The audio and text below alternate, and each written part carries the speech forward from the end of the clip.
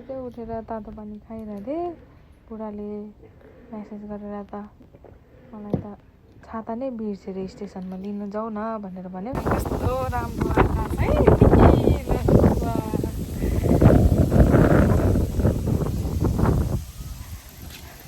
मान्छे काममा पनि के सोच्दै गएको हो, सबै त बसको टेकी पनि बिर्सेर जानुभएको छ।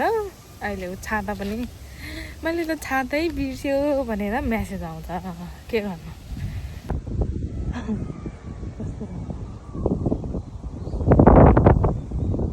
अझै छाता लिएर फर्केँ।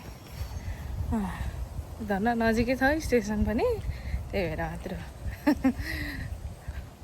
अनि म चाहिँ फर्केर आएर घर सफा गरेपछि अनि अलिकति मोमो बाँकी थियो, मोमो बनाएर खाएँ। मोमो खान लागेको अचारै छैन, अनि अचार चाहिँ ससहरूको जुगाड गरेर बनाउनु। अनि आमाको छोपको टिमुरको छोप पनि थियो, अनि त्यो हालेको, अनि यस्तो बनाएको है। कस्तो हुनु अचार किन्नु अल्छी लागेर। अनि म चाहिँ सेहीको चुइन जानलाई रेडी भएको। मेरो चाहिँ यो पाता दुख्छ नि त, अनि पाता यो ब्याक साइड सबै दुख्छ, अनि त्यही भएर म चाहिँ मेडिकल गइरहेको छु। मेडिकल सेहीको चुइन गइरहेको छु। अलिअलि त बिसो भएको छ, तर पुरै चाहिँ बिसै हुँदैन। अब हेरौँ, 1 वर्ष भइसक्यो जान थालेको पनि, खै बिसै हुँदैन। के गर्ने, काम पनि गाह्रो छ, त्यही भएर होला, के गर्नु। हेर्नु हावा चलिरहेको छ धन्न है। यो हावाले अलिकति होइन शीतल चाहिँ बनाएको छ, नत्र कस्तो गर्मी हुन्छ। अब गर्मी महिना आयो, यसपालि चाहिँ अलिअलि बिचमा पानी पनि आइरहेको त, त्यही भएर अहिले 6 महिनासम्म त्यति धेरै गर्मी चाहिँ भएको छैन। नत्र भए त अहिले पनि म त बाहिर निस्किने बित्तिकै मलाई त पसिनाले धुरु हुँदाखेरि यस्तो विधि पसिना आउँछ क्या। म चाहिँ अहिले बस कुरिरहेको यहाँ, अनि चाहिँ 10 मिनटमा आउँछ कि बस। अनि अलिकति फेरि आउनु ठिक्क टाइममा आउने गरेर आयो भने चाहिँ बस गइहाल्छ क्या।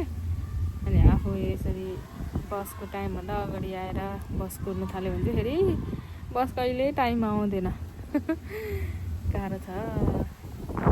मेरो चाहिँ सक्यो, अब चाहिँ म चाहिँ यसो छुट्टीको दिन घुमघाम गर्नु पर्यो भनेर निस्केको।